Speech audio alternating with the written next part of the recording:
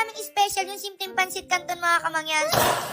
Pagkakulo, drain lang natin. Set aside lang muna natin. Butter, Nestle cream, konting evap, sa konting cheese whiz. Dissolve lang natin, konting chismis. Ganda ng kulay. Pagkakulo, saan natin lagay yung seasonings?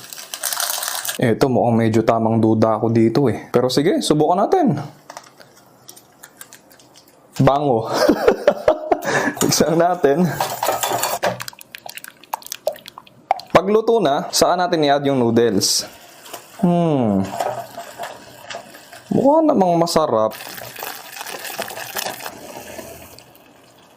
Hope. Seaweed. Mukhang masarap ah.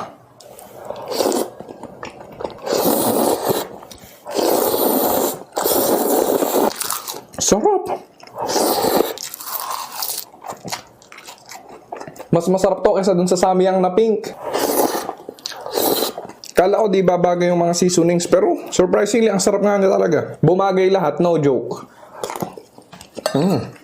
Sarap. Sarap.